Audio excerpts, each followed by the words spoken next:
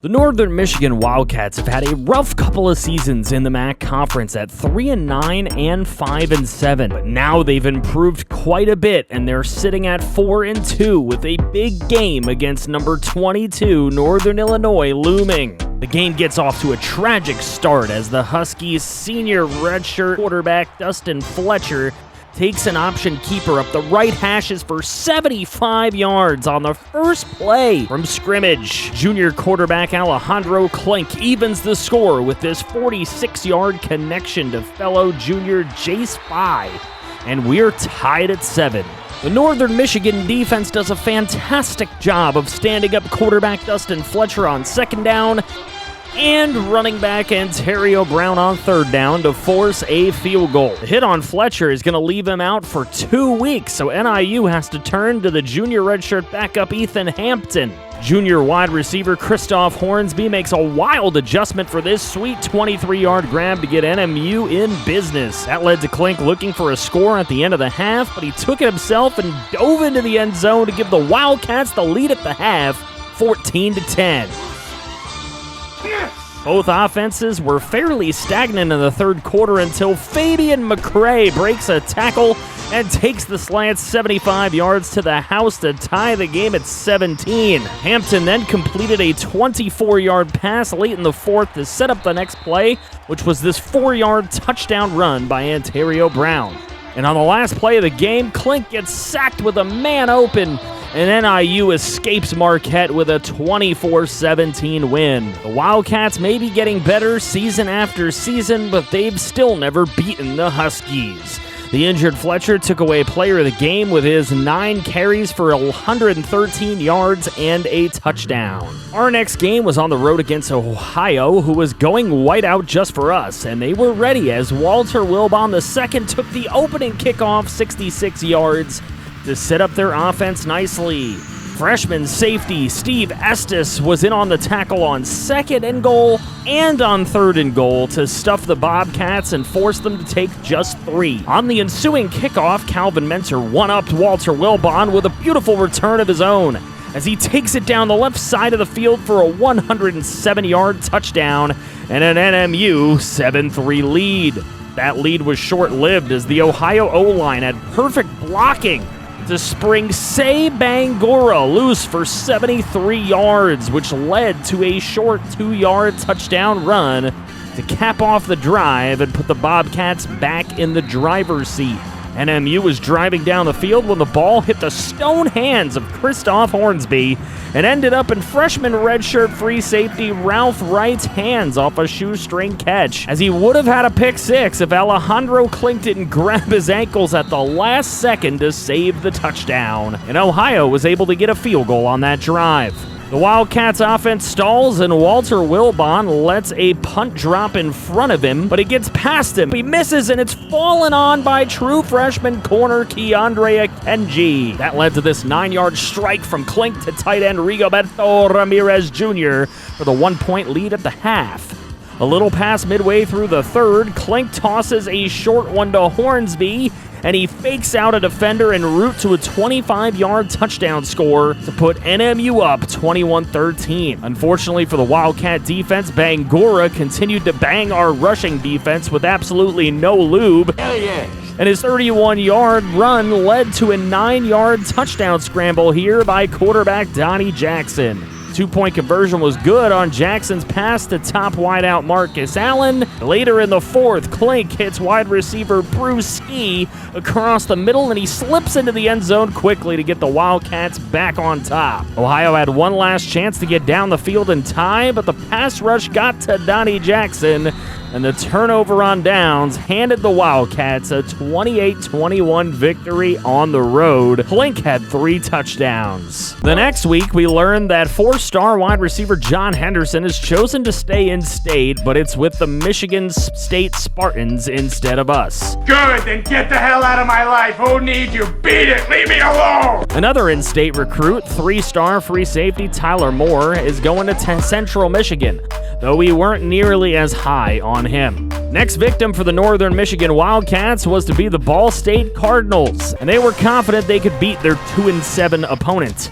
A nice methodical drive put NMU on top 3-0, but our suspect run defense struck again, and we found ourselves down 7-3 after this 10-yard improv scramble by speedy junior redshirt quarterback Kale Kelly, and we could tell that he'd be a problem today. After another Wildcat field goal, he continued scrambling enough for more Ball State points as their kicker drilled a 53-yarder to get the Cardinal lead to 4. Lee Bowen then caught a nice 22-yard pass to ensure this offense could get another 3 on the board heading into the half and make it 10-9 Ball State. Klink throws a short one in the early fourth quarter to running back Baza Beats, and then he breaks loose down the sideline for 42 yards and a Wildcat touchdown. Then Klink takes a read option in himself for the 2-point conversion to make it a full 7-point lead. Later on, Klink was able to hit Rigoberto Ramirez Jr. for a 23-yard gain that set up this scoring play. A 16-yard score on a Klink pass to Calvin Mentor. A late drive by Ball State was thwarted when Kale Kelly was intercepted by A.J. Williams to cap off a scoreless second half and give Northern Michigan a 24-10 win at home to secure the best record in Wildcat history. Klink passed for 288 and 2 touchdowns in the win. The next Northern Michigan game was to go on the road against Central Michigan, and we found ourselves down 6-0 in the second quarter until Christoph Hornsby made 2 huge plays, taking a pass up the middle for 48 yards and then catching a corner route in the end zone for a 24-yard touchdown catch to put NMU up by a point. Jace Fye then beat the press and made a grab behind 2 defenders to give the Wildcats a 14-6 lead at the half. Lee Bowen makes a couple of nice catches to get NMU downfield late in the third, and on the first play of the fourth quarter, Baza Beatson took it in from 5 yards out. Klink in the offense got the ball back, but his first pass of the possession is cut off and intercepted by free safety Maxon Hook, who takes it the other way until Calvin Mentor can finally run him down and make a touchdown-saving tackle. Unfortunately, Jordan Ingram punched it in anyways from 5 yards out. On the first play of the new possession, Brewski makes a big catch over the middle, but he's smacked and the ball pops loose. It's recovered by sophomore redshirt corner Mike Edwards, and it's advanced to the red zone where Jordan Ingram would again pick up a short yardage touchdown. But he's stuffed on the 2-point conversion attempt, and we have ourselves a 1-point lead. Klink and our receivers were on fire rolling down the field to set up the game-winning field goal for kicker Christian Klump, and he nails it for NMU's first ever win over Central Michigan, 24-22, as Klink gets the player of the game with over 300 passing yards, 2 touchdowns, and 74% completions. Last season, a win over number 25 Akron was the first-ranked win in NMU history. This year, they're 9-1 and the number 12 team in the nation. Their senior redshirt quarterback Zach Gibson is on absolute fire. It was a snowy day in Akron, and their defense came to play with 2 huge sacks of Alejandro Klink, resulting in an early safety. The onslaught wasn't done, as the next Wildcat drive is ended by this strip sack and recovery by junior redshirt defensive end Janier Wade for 40 yards into enemy territory. Later in the half, Klink trying to make a play, but he's picked off by the junior redshirt free safety DeMarco Johnson. And it's returned all the way to the house, 83 yards for a pick 6. The NMU offense is sputtering as the great Zach Gibson again adds to the Akron lead with a 6-yard touchdown to his senior tight end Tristan Brank. Now the punishment to Klink doesn't end as Curtis Fan Jr. breaks Jason Taylor's career sack record at Akron. Surprisingly, Klink goes down on a non-sack play, but he's out. And we're going to have to turn to true freshman backup Igor Ingolf. Now he picks up a huge 4th down here, and then he's hurt as well as the third quarter comes to a close and we're forced to run 2 running backs in the backfield. The option offense ends up working and the Wildcats have their first score of the day. The 2-point conversion is no good. Safety Richard Lutz makes a clutch tackle that ends up forcing a punt. Igor Ingolf was back in the game, but he couldn't find anyone open, and he tried to force one to Hornsby, and it's picked off. Ingolf found Beatson late for a tutty, but it was too late as the onside kick ends up failing, and Akron sneaks away with a 19-13 win to go to 10-1. They send NMU to 7-4. We then learn that two-star guard from East Grand Rapids, Michigan is committing to Bowling Green over us, so another prospect loss. Horse shit! But we can't worry about that. It's time for the final game of the regular season against our rivals, the Western Michigan Broncos, whom we've beaten each of our first 2 seasons in existence. And what do you know? It's another snow game.